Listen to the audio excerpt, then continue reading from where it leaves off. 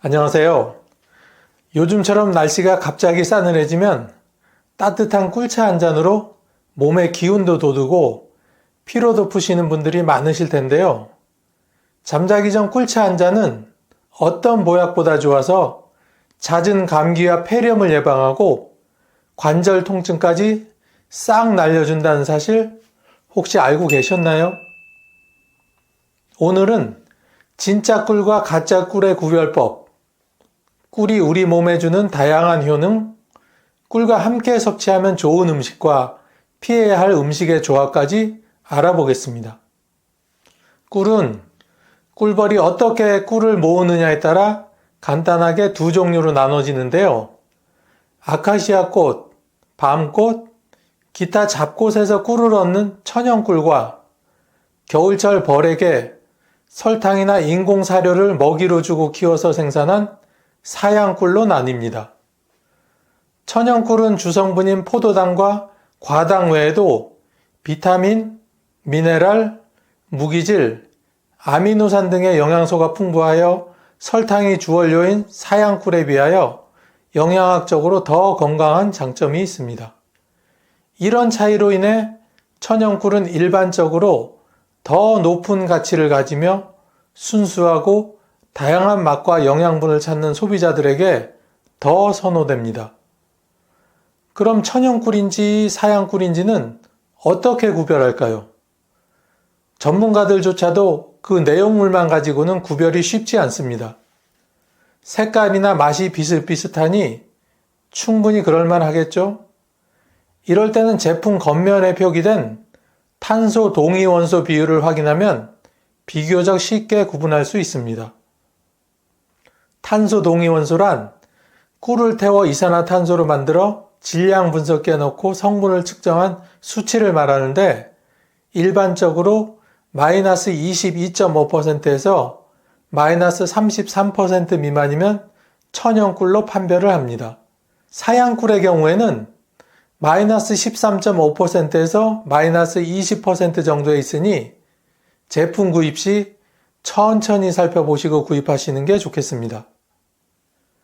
그리고 시청자 여러분이나 양봉업에 직접 종사하시는 분들 중 나름대로의 진짜 꿀 구별법이 있으시면 댓글로 공유하시어 모두에게 알려주시면 좋겠습니다. 그럼 이런 꿀은 도대체 어떤 효능이 있기에 그 먼 옛날부터 가까이 두고 약재로까지 사용한 것일까요? 상온에 오랜 시간 두어도 상하지 않는 거의 유일한 식품 중 하나인 꿀은 예로부터 천연의 보약, 신이 주신 선물 등으로 불리며 동서양에서 모두 약으로 사용될 정도로 그 효능을 인정받아 왔습니다. 요즘처럼 날씨가 쌀쌀해지는 때는 갑작스러운 기온 변화로 감기에 걸리시는 분들이 많은데 이럴 때는 따뜻한 꿀차 한 잔을 드시면 정말 도움이 된답니다. 꿀은 면역 체계를 강화하는데 탁월한 효능을 가지고 있습니다. 꿀에는 항산화제와 비타민 C, 비타민 B6 같은 다양한 면역 관련 영양소가 포함되어 있어 감염에 대한 저항력을 높여주는데요. 항산화제는 체내 활성산소를 제거하여 세포가 산화로 인해 손상되는 것을 막아줍니다. 특히 항산화 성분 중 플라보노이드와 페놀 화합물은 면역력을 직접적으로 높이고 감염 예방에 도움을 줍니다.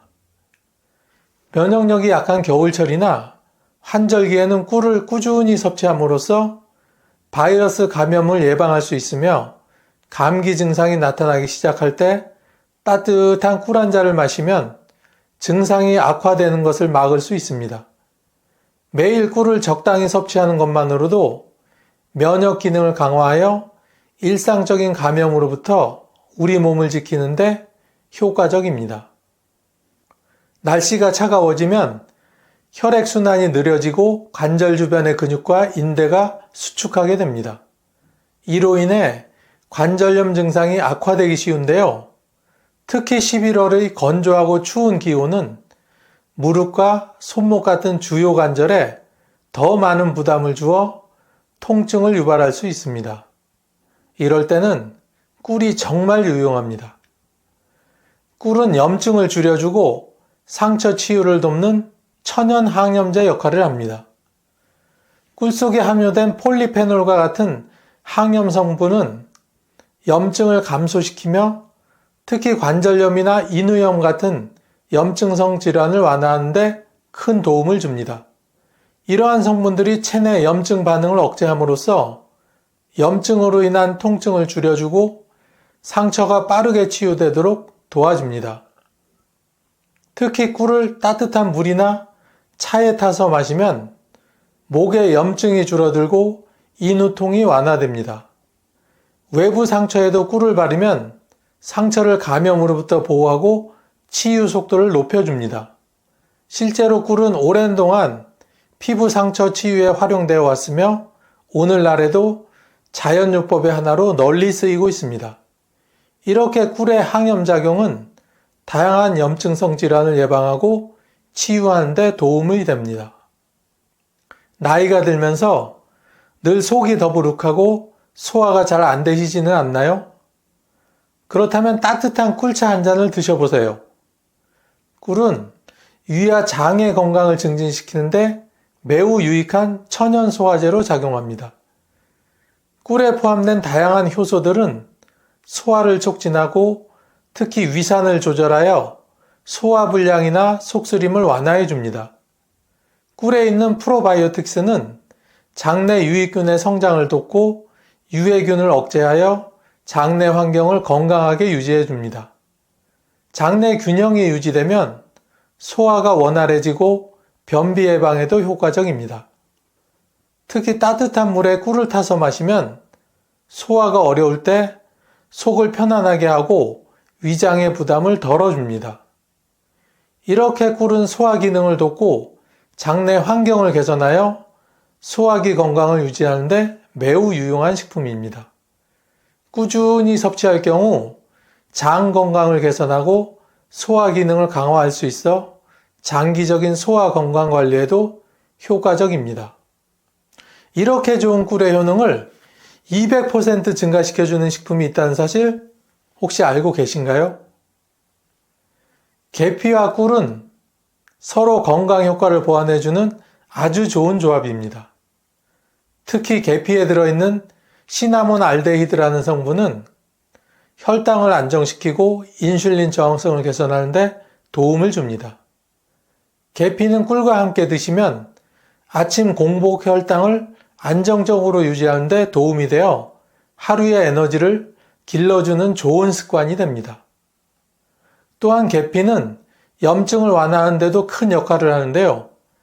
계피의 폴리페놀 성분이 체내 염증을 억제해 꿀과 함께 드실 때 항염 효과가 배가 됩니다. 겨울철에는 따뜻한 물에 꿀 한 스푼과 계피가루를 넣어 아침에 드시면 감기 예방과 목의 칼칼함 해소에도 큰 도움이 됩니다. 특히 환절기처럼 면역이 약해지기 쉬운 시기에는 계피 꿀차가 보약 같은 역할을 해줄 겁니다. 레몬은 비타민C가 풍부해 꿀과 함께 섭취했을 때 신체의 저항력을 높이는데 아주 좋습니다.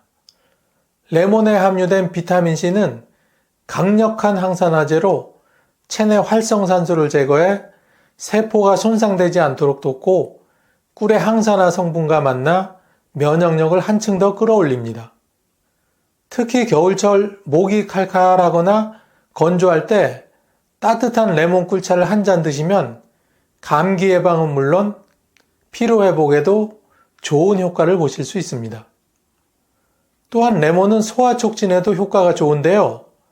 레몬의 산 성분이 간 해독을 돕고 위액 분비를 촉진해 속을 편안하게 만들어줍니다. 아침 공복에 레몬 꿀차를 드시면 신진대사가 활발해지고 소화가 원활해져 장기적으로 체중 관리에도 도움이 됩니다. 레몬과 꿀은 소화와 면역에 더해 피부 건강까지 개선해지니 꾸준히 즐겨보세요. 생강은 감기나 독감 증상을 완화하는 데 큰 도움을 주며 몸을 따뜻하게 해주는 식품입니다. 생강의 진저롤 성분은 강력한 항염과 항산화 효과를 지니고 있어 꿀과 함께 섭취했을 때 염증을 줄이고 면역력을 높여줍니다. 추운 겨울철 따뜻한 생강꿀차는 몸을 덮여주고 감기 예방에도 탁월한 효과가 있죠. 생강은 소화기관을 자극해 소화 효소 분비를 촉진하는 역할도 하기 때문에 소화가 잘 안 될 때 따뜻한 생강꿀차가 큰 도움을 줄 수 있습니다. 생강이 소화 운동을 돕고 꿀이 장내 유익균을 활성화해 장을 건강하게 유지해주니 소화 기능이 약하신 분들께는 더욱 좋은 조합입니다. 이렇게 내 몸에 보약 같은 꿀도 다음의 식품과 먹을 때는 오히려 독이 될 수 있습니다. 지금부터 하나씩 천천히 알아볼까요?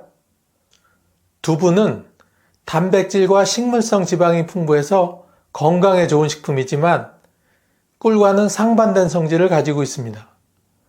두부는 몸을 시원하게 해주는 성질이 있어서 속이 차가운 분들이나 소화 기능이 약하신 분들께는 오히려 부담이 될 수 있죠.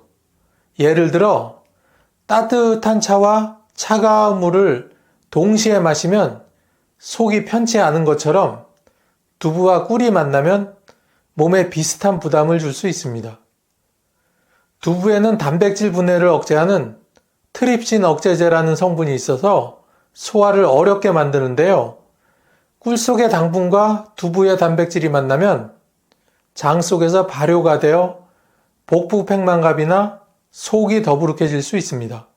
이것은 마치 소화가 덜 된 식품을 억지로 먹는 것과 같아서 위장이 약하신 할아버지 할머니들께서는 두부와 꿀을 절대 함께 드시지 않는 것이 좋습니다. 또한 두부는 가끔씩 식중독을 일으키기도 하는데 꿀과 함께 섭취하면 두부에 이런 특성이 더해져 위에 부담을 줄 수 있습니다. 그러니 건강하게 두부를 드시고 싶으시다면 꿀은 따로 섭취하셔서 소화를 잘 되게 하고 속이 편안하도록 하시는 게 좋겠습니다. 파와 꿀도 같이 먹지 않는 것이 좋은데요. 파에는 강력한 항균 성분인 알리신이 들어 있습니다. 이 성분은 파의 특유의 톡 쏘는 맛을 내고 세균을 억제해 몸에 좋은 영향을 미치는데 문제는 꿀에도 강력한 항균 성분이 있다는 것입니다. 이 두 성분이 겹쳐지면 소화 과정에서 위를 자극할 수 있어 속이 불편하거나 소화가 어려울 수 있습니다.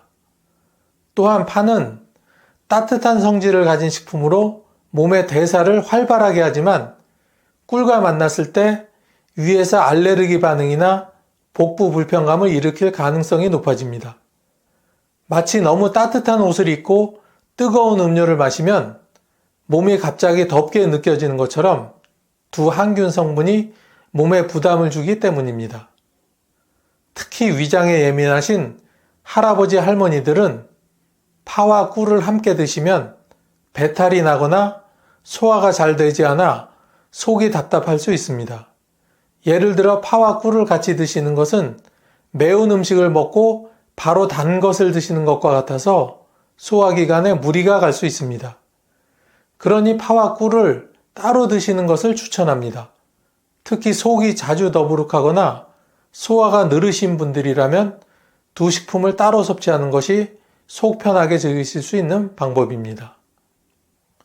생선과 꿀은 아주 오래전부터 함께 먹지 말라는 말이 내려올 만큼 피해야 하는 조합으로 알려져 있습니다.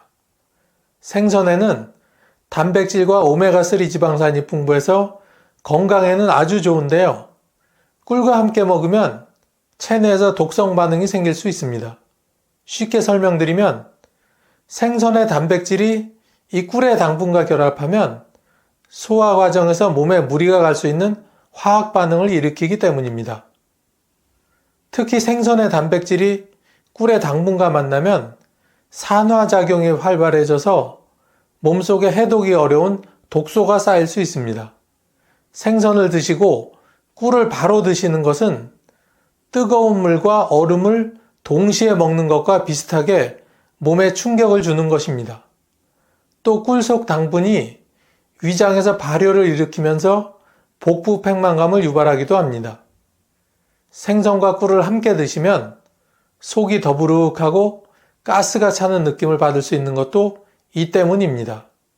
예를 들어 생선과 꿀을 함께 먹었을 때 복통이 생기거나 알레르기 반응으로 두드러기나 가려움증이 나타나는 그런 분들도 있을 수 있습니다.